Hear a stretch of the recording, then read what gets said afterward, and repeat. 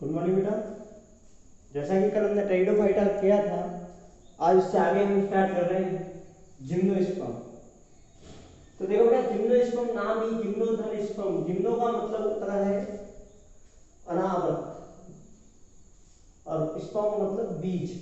वे पादप जिनके बीज हैं वो फलों के द्वारा ढके हुए नहीं होते, इनको अनावृत बीज भी कहा जाता है। उसके बाद देखो परिभाषा, वे पादप जिनके बीज फलों द्वारा आवृत नहीं होते। वे पादप जिनके बीज फलों के द्वारा आवृत नहीं होते। देखो बेटा, फलों के द्वारा आवृत क्यों नहीं होते? क्योंकि इनके अंदर अंडाशय नहीं पाया जाता। इनके अंदर अंडाशय नहीं पाया जाता, इसलिए इनके बीज जो होते हैं, बीज कवच छोर से तो आवृत होते हैं उनके अंदर, क्योंकि बीजाणु पाया जाता है। बीजाणु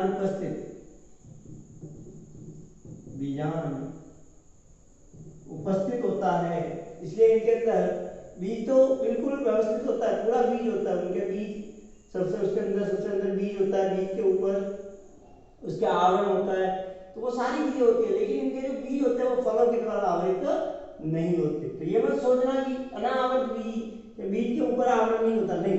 बीज जो होता है, बीज तो पूरा होता है, लेकिन बीज के चारों ओर जो फल पाया जाता है वो नहीं पाया जाता। उसके बाद देखो लक्षण, कैरेक्टर्स क्या है इनके। तो सबसे पहला कैरेक्टर्स है कि ये स्थलीय पादप है। ये कैसा पादप है? स्थलीय पादप है। ये मोस्ट ऑफ 90% स्थल पर पाए जाते हैं। उसके बाद ये जड़, तना और पत्ती में विभेदित है। इनके अंदर वास्तविक जड़, तना और पत्ती पाई जाती है। उसके बाद नेक्स्ट वन, इनकी जड़ों का शैवालों के साथ सहसंबंध पाया जाता है।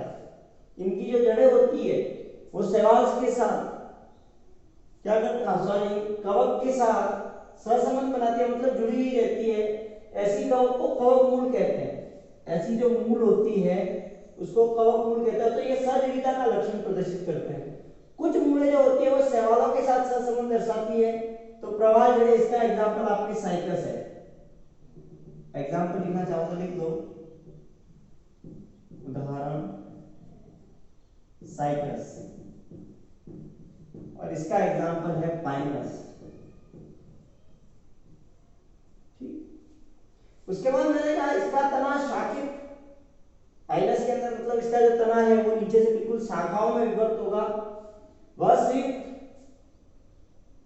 इसका तना शाखित, वह शाखित तो पाइनस के अंदर होता है, और अशाखित जो होता है वो साइकस के अंदर। साइकस बेटा ऐसा पादप है जैसे अपने खजूर वगैरह जो होती है, खजूर खाते हैं ना खेतों के ऊपर जाकर, ठीक खजूर के जैसा ही कांड होता है, लेकिन अंतर इतना है कि उसका जो तना है इसमें पत्तियां ठीक नीचे से निकलती है। आप कभी घूमने गए हो उदयपुर वगैरह किसी स्थान पर, पर्यटक स्थल के ऊपर, तो वहां देखा होगा आपने, बिल्कुल खजूर के जैसा पादप होता है, उसमें पत्तियां नीचे से निकली हुई होती है।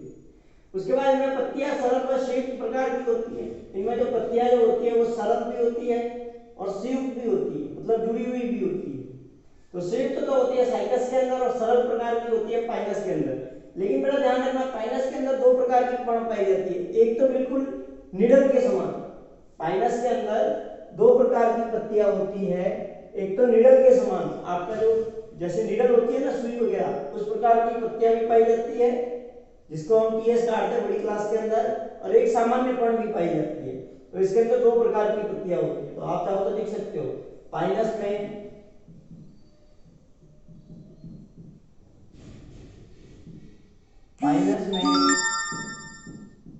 दो प्रकार की पर्ण पाई जाती है। ठीक है, एक तो बिल्कुल निडल के समान, निडल से, और एक होती है सामान्य। उसके बाद देखो इनकी पत्तियां सल्कदार भी होती है, जिन्हें विच्छेदी पर्ण कहा जाता है, जैसे कि इसके अंदर साइकस के अंदर, इसके अंदर साइकस के अंदर पत्तियां मोटी होती है, पत्तियां मोटी होती है, थिक होती है, वह गर्त रंध्री। देखो ये विशेषता जो होती है गर्ती रंध्र, गर्त का मतलब होता है खड्डा, तो रंध्र जो होते हैं वो खड्डे में होते हैं। तो जो पत्ती मोटी होती है उसके अंदर गहराई में रंध्र धसे हुए होते हैं, और इसके ऊपर हल्के रोम पाए जाते हैं, जिससे वाष्पोत्सर्जन में कमी आती है, जल की हानि कम होती है, जल की हानि कम।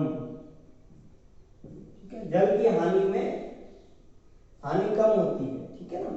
उसके बाद देखो विषम बीजाणु कौन सा पाई जाती है इनके अंदर, तो इनके अंदर लघु बीजाणु और वृहद बीजाणु पाए जाते हैं। लघु बीजाणु नर बनाते हैं और ये नर जो होते हैं वो लघु बीजाणु धानी में बनते हैं, और ये जो लघु बीजाणु धानी है वो शंकु में होती है। और वृहद बीजाणु से मादा बनती है और मादा दीर्घ बीजाणु धानी में बनती है, और दीर्घ बीजाणु धानिका होती है वो भी शंकु के अंदर होती है। उसके बाद बीजाणु बीजाणु पर्ण पर बनते हैं। जो आपके ये बीजाणु बनते हैं लघु बीजाणु और दीर्घ बीजाणु, ये आपके बीजाणु पर्ण पर लगे रहते हैं, बीजाणु पर्ण पर बनते हैं, ठीक है। जो तने पर सर्पिलाकार क्रम में लगे रहते हैं। कैसे लगे होते हैं? सर्पिलाकार, बिल्कुल सर्प, जैसे सांप कैसे घूमता है एक स्थान पे, उस प्रकार से ये भी सर्पिलाकार क्रम में लगी होती है। जैसे कैसे देखो, कैसे यह आपका तना है तो ये इस प्रकार से लगी हुई होगी सर्पिलाकार क्रम में, ठीक है। उसके बाद शंकु का निर्माण, इनके अंदर शंकु का निर्माण टेंडोफाइटा में हमने पढ़ा था, तो वहां सिलेजिनेला और इक्विसिटम में ही शंकु बन रहे थे, लेकिन यहाँ पर सभी पात्रों में शंकु बनेंगे, ठीक है। तो पादप जो होता है वो एक अगर वो एक लिंगी है तो पाइनस, तो उसके अंदर नर अलग बनेगा, अदर नर जो है नर और मादा एक लिंगी है, मतलब वो नर और मादा दोनों एक ही पादप पर बनेंगे, और द्विलिंगी है मतलब दोनों अलग अलग के ऊपर बनेंगे। तो द्विलिंगी तो है साइकस और एक लिंगी है पाइनस, ठीक है। उसके बाद देखो यहां तक हमने पढ़ा बीजांड बनता है, बीजांड जो मादा बीजांड होता है वो विभिन्न प्रकार की संरचनाएं बनाता है। तो देखो इसके अंदर फिर हमने कहा इनके अंदर भ्रूणपोष जो होता है वो अगुणित होता है। भ्रूणपोष जो होता है वो अगुणित होता है, और इनका अंडाशय जो होता है, भ्रूणपोष अगुणित क्यों होता है? भ्रूणपोष बड़ा क्वेश्चन पूछते हैं, इनका भ्रूणपोष अगुणित क्यों होता है? क्योंकि निषेचन से पहले ही इनका भ्रूणपोष बन जाता है, और अपन जानते हैं कि भ्रूणपोष किससे बनता है? भ्रूणपोष किससे बनता है? ध्रुवीय केंद्र जो होता है बीजांडकाय के अंदर, जो ध्रुवीय केंद्र जो होता है उसके साथ नर युग्मक के मिलने से भ्रूणपोष बनता है।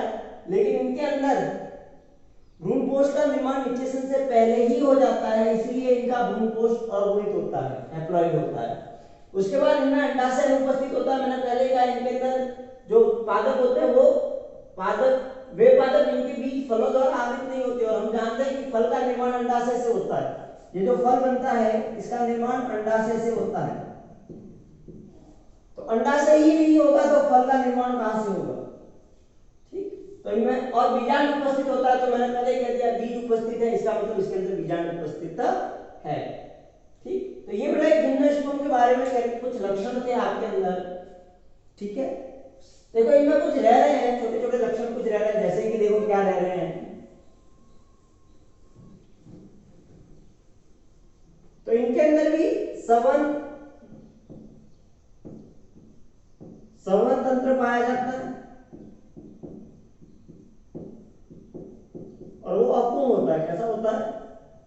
अपूर्ण, मतलब वो की वो कंडीशन है जो टेंडोफाइटा के अंदर थी, इनके अंदर भी अपूर्ण संवहन तंत्र पाया जाता है, ठीक है। अपूर्ण संवहन तंत्र पाया जाता है। उसके बाद सेकंड वन देखो, ये तो होगी इसकी बात, संवहन तंत्र की बात होगी। इसके अलावा इसके में द्वितीयक वृद्धि नहीं होती,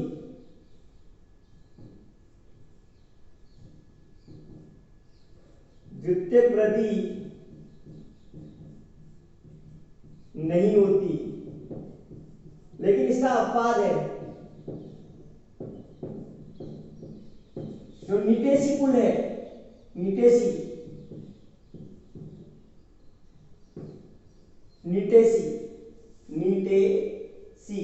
निटेसी वर्ग जो है उसके अंदर द्वितीयक वृद्धि देखने को मिलती है। तो इस प्रकार से हम कह सकते हैं कि इनके अंदर द्वितीयक वृद्धि होती है, ठीक है। कुछ एक के अंदर देखने को मिलती है, तो इनके अंदर सेकेंडरी ग्रोथ होती है।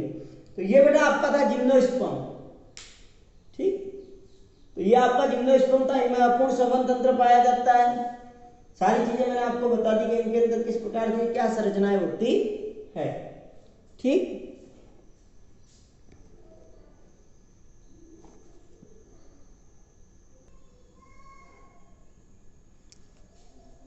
हाँ बेटा, देखो इसके अंदर कुछ दो कैरेक्टर रह गए थे।